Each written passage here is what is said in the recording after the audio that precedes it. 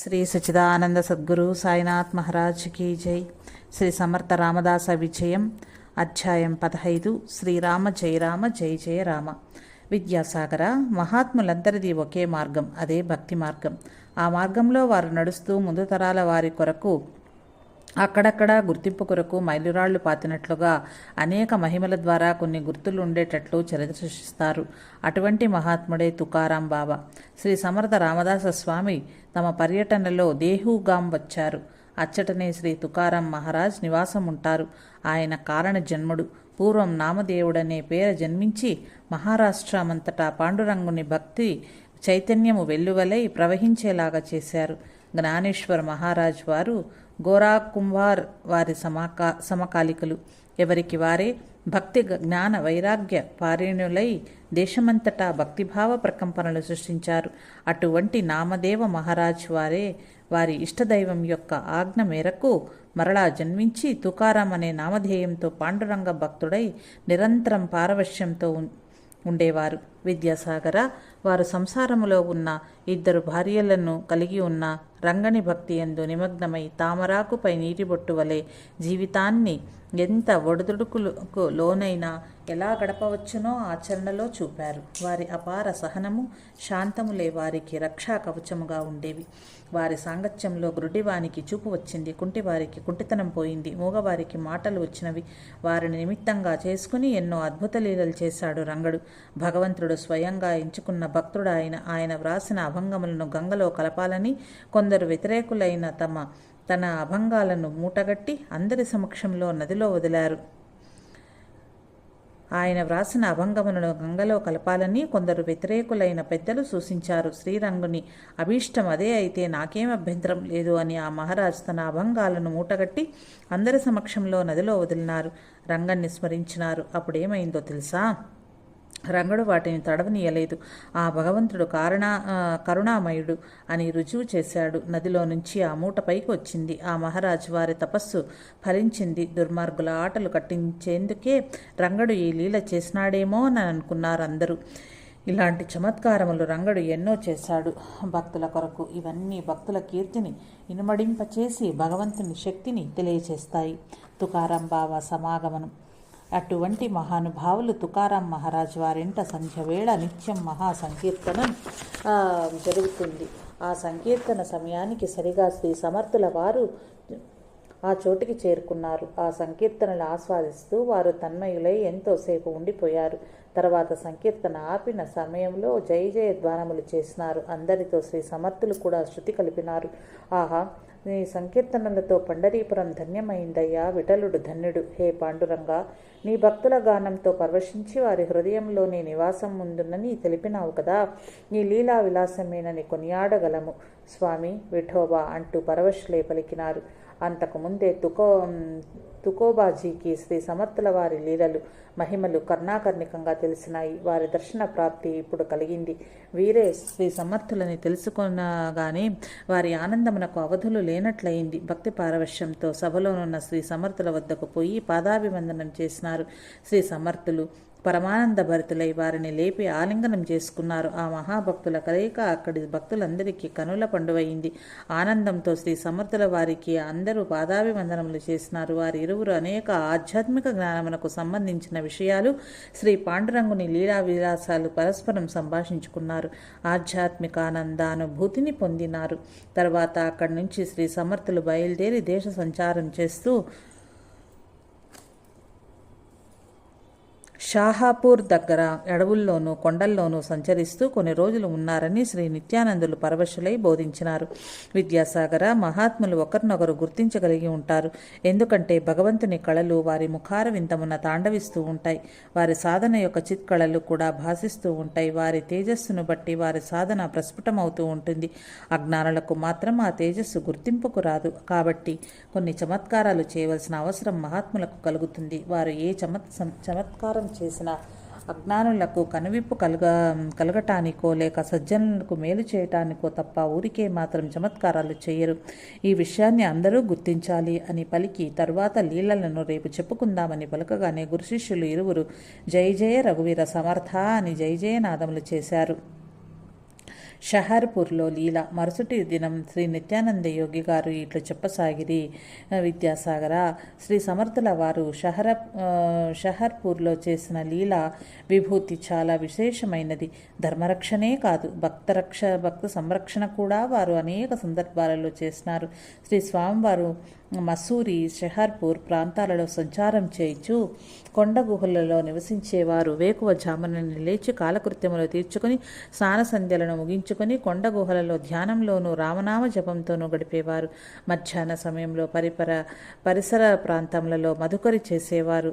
ఆ సమయంలో ప్రతి గృహము ముందర శ్రీరామ జయ రామ జయ జయ రామ అనుచు గట్టిగా స్వరబద్ధముగా నామస్మరణ చేసేవారు.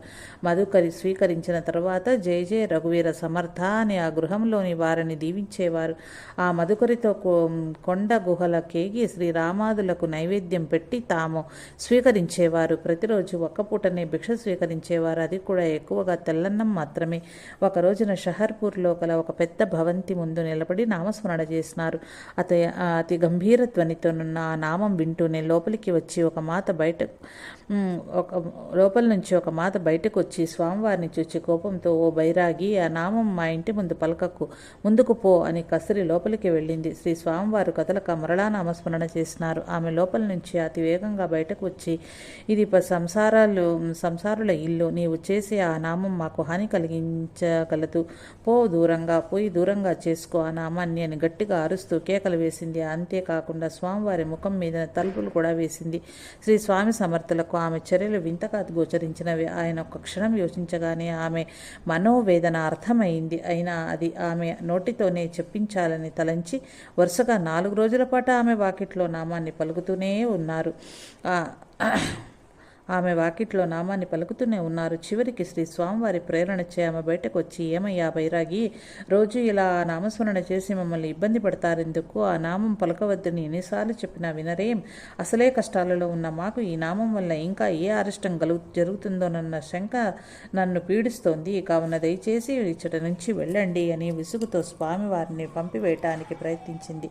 అప్పుడు శ్రీ స్వామివారమ్మ, అసలే కష్టాలలో ఉన్నానంటున్నావు కదా, మీ కష్టాలను తొలగించటానికి ఆ శ్రీరామచంద్రుడు నన్ను పంపారేమో ఆలోచించుకుని నీ కష్టమేమిటో మాకు వివరించండి, తర్వాత అంతా సర్వేశ్వరుడే చూచుకుంటాడు అని అనునయ వాక్యాలతో ఆమెను శాంతపరచసాగిరి.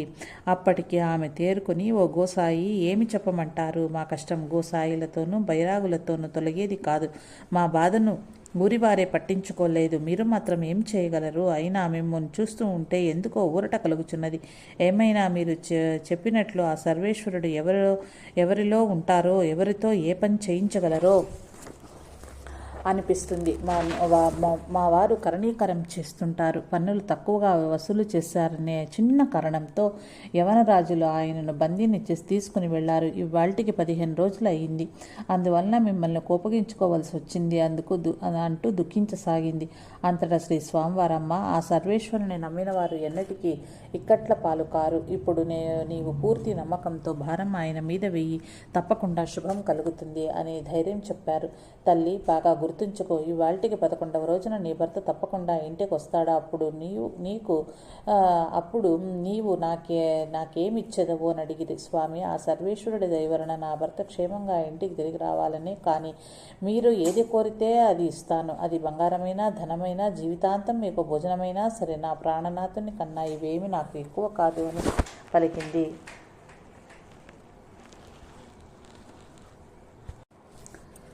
బాజీపంతుకు బంధ విముక్తి. అప్పుడు శ్రీ స్వామివారు, తల్లి, మేము సన్యాసులము, దేశ సంచారం చేయువారము కనుక జీవితాంతం మీ వద్ద భిక్ష తీసుకోవటం మాకు వీలు కాదు.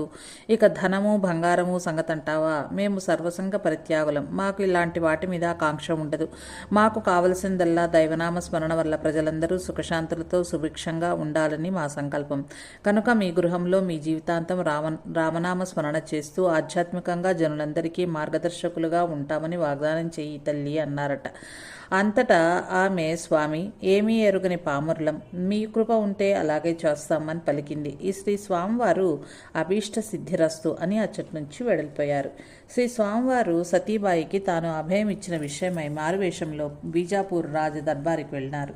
నేను బాజీపంత్ గారి జమా లెక్కలు చూసే గుమాస్తాని. మా యజమాని జమా చేయవలసిన పైకం మొత్తం తెచ్చినాను. అది జమా చేసుకుని మా యజమానిని విడుదల చేయవలసిందిగా కోరుతున్నాను అన్నారు. అంతటా ఆ పాలకులు మొత్తం ధనం సరిచూసుకుని బాజీపంత్ను విడుదల చేశారు. బాజీపంత్ వెలుపలికి రాగానే శ్రీ స్వామివారిని గాంచి, అయ్యా తమరెవరు? నేనెప్పుడు మిమ్మల్ని మా గ్రామంలో చూడనే లేదు. మిమ్మల్ని చూస్తుంటే నాకెందుకో సామాన్య మానవుని వలె తోచటం లేదు. ఆ ముఖ వర్చస్సు తేజస్సు చూస్తుంటే మహనీయుల వలె ఉన్నారని పలికెను. శ్రీ స్వామివారు బాజీపంత్ వంక చూచి చిరునవ్వు నవ్వుతూ, నేను మీ భార్యకు దూరపు బంధువునులేండి. ఆమెను చూడటానికి వస్తే మీ సంగతి వివరించి పైకం చెల్లించి మిమ్మల్ని విడిపించి తీసుకురమ్మని నన్ను పంపించింది. మునుముందుగా మీరు గృహంకు వెళ్ళండి. మీ భార్య మీ రాక కోసం ఎదురు చూస్తూ ఉన్నది. నేను కొన్ని కార్యములు చక్కబెట్టుకుని వచ్చేదని బాజీపంత్ని సాగనంపి శ్రీ స్వామివారి అచ్చటి నుంచి వెళ్ళిపోయారు. సతీబాయి తన భర్త ఇంటికి రావటంతో సంతోషంగా ఎదురేగి, ఏమండి వచ్చేసారా? అక్కడ మీకేం కష్టం కలగలేదు కదూ? వాళ్ళు అసలే మూర్ఖులు. మిమ్మల్ని బంధం నుంచి ఎలా విడుదల చేశారు అని కుతూహలంతో ప్రశ్నించింది. బాజీపంత్ ఆశ్చర్యంతో, అదేమిటి అలా అడుగుచున్నావు? నీవే కదా మీ బంధువులు అతన్ని పంపినావు అన్నాడు. ఈసారి ఆశ్చర్యపోవడం సతీబాయి వంతు అయింది.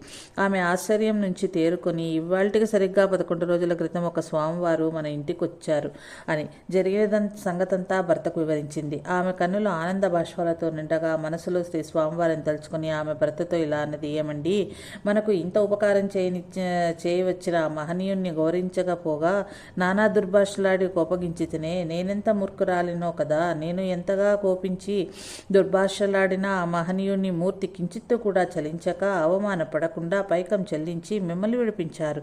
తన ఔదార్యాన్ని ఔన్నత్యాన్ని మనకు విశదపరిచారు. అలాంటి మహనీయులకు ఏం చేసి రుణం తీర్చుకుందుమో క్షమించమని కోరే అర్హత కూడా నాకు లేదు అంటూ పశ్చాత్తాపంతో అలమటించసాగింది. బాజీపంత్ కూడా పైకి ఆమెను ఓదారుస్తూనే ఉన్నా లోపల చింతిస్తూనే ఉన్నాడు. వెంటనే ఆ దంపతులు బయలుదేరి కనిపించిన వారినందరినీ వాకాబు చేస్తూ ఆహార పానీయాలు మాని శ్రీ స్వామివారి కొరకు వెతకసాగారు.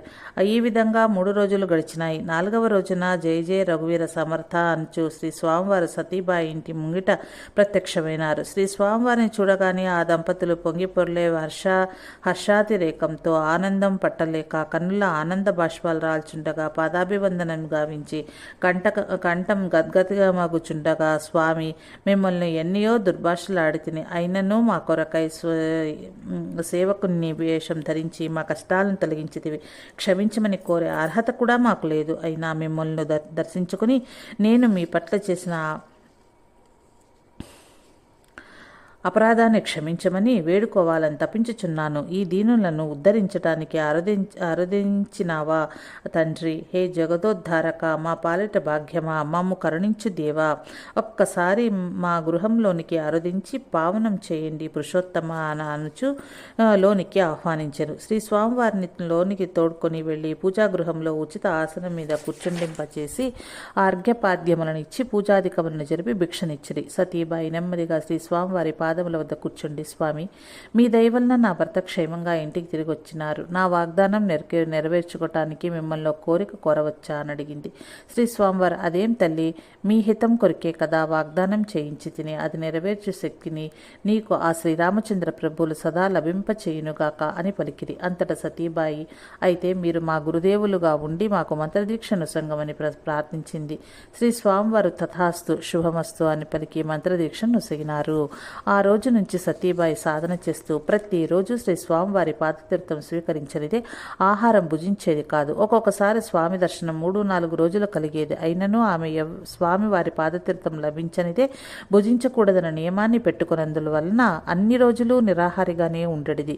సతీబాయికి దివ్య దర్శనం. ఒకసారి శ్రీ స్వామివారి దర్శనం 10 రోజుల వరకు లభించనే లేదు. సతీబాయి అన్ని రోజులు ఉపవసించియే ఉన్నది. అది తెలిసి శ్రీ స్వామివారు, తల్లి మేము సన్యాసులము, దేశ సంచారం దేశ సంచారులము, ఎప్పుడు ఎక్కడ ఉందుమో తెలియదు. నీకు ఇదివరకే ఈ విషయంను వివరించితిని కనుక ఇటువంటి నియమములను పెట్టుకోవలదని కోపగించిరి. అయినను ఆమె వినకపోవడంతో తరచుగా దర్శనమివ్వటం మానివేసినారు. శ్రీ స్వామివారు దర్శనమియ్యకపోయేసరికి సతీబాయి తానే శ్రీ స్వామివారి కొరకు చుట్టూ ఉన్న గ్రామాల్లో కొండ గుహల్లో వెతుకుతూ బయలుదేరేది. ఒకసారి ఆమెకు అడవిలో తన చుట్టూ పులులు, చిరుతలు, ఎలుగుబండ్లు మొదలగు జంతువులతో కూర్చొని శ్రీ స్వామివారి దర్శనమిచ్చారు. సతీబాయి ఆ జంతువులను చూచి భయంతో అల్లంత దూరంలో ఆగిపోయింది. శ్రీ స్వామివారు ఆమెను చూచి, సతీబాయి, అక్కడే ఆగిపోయావే, ఇవి నిన్నేమి చెయ్యలేవు, అటురా అని పిలిచారు. స్వామివారి గంభీర స్వర ధ్వనితో పిలిచిన పిలుపుతో ఆమె భయం క్షణంలో హరించిపోయింది. గురుదేవుల దర్శనం ఎట్టకేలకు లభించినదని ఆమె ఆ ఉత్సాహంతో శ్రీ స్వామివారి దరిచేరి పాదాభివందనం చేసి వారి పాదాలకు పూజ చేసి ఆ పాదతీర్థం స్వీకరించి తృప్తి పొందింది. ఈ 10 రోజుల తపన తీరిపోయింది. గురుపాద తీర్థంతో 10 రోజుల ఉపవాసం చేసిన నీరసం పోయి శరీరంలో నూతన శక్తి ఆవహించింది. ఆనందంతో ఆమె స్వామివారి సన్నిధిలో నిలబడింది. శ్రీ స్వామివారు, తల్లి, నీకు కావలసిన ప్రసాదం నీకు లభించినది కదా, ఇంకా రాముల వారికి నైవేద్యం పెట్టాలమ్మా అన్నారు. ఆ పలుకులు విని సతీబాయి ఆలోచనలో పడింది. ఇదేమో అడవి, ఇచ్చట వంట సామాగ్రి ఏమీ లేవు. ఆమె వద్ద ఇంటి నుంచి వేయించిన జొన్న పేలాల పిండి మాత్రమే ఉంది. ఆమె, గురుదేవా, నా దగ్గర వేయించిన పిండి మాత్రమే ఉంది, అదే స్వామివారికి నైవేద్యం పెట్టండి అని పలికింది. స్వామివారు, చాచా, శ్రీరాముల నైవేద్యానికి వేయించిన పిండియా, శుభ్రంగా వంట చేయండి, మంచి నైవేద్యం పెట్టాలమ్మా అన్నారు. శ్రీ స్వామి సమర్థులు, ఈ అడవిలో నేను ఏం పెట్టగలను అని అనుకుంటూ నిల్చుని ఉంది. శ్రీ స్వామివారు, అమ్మా సతీబాయి, ఏమి అలా ఉండిపోయావు, ఈ అడవిలో నైవేద్యం ఎలా తేవాలా అనా? సరే, నీ గురుదేవులపై నమ్మకముంచి ఆ పొదల మాటున ఏమున్నా లభిస్తుందేమోనని చూడు అని అన్నారు. గురువు గారి మాటల పొల్లుపోదనే నమ్మకంతో ఆమె అచ్చటకు వెళ్ళి చూడగా 1000 మందికి సరిపడా వంట పాత్రలు, పదార్థాలు సిద్ధంగా ఉన్నాయి.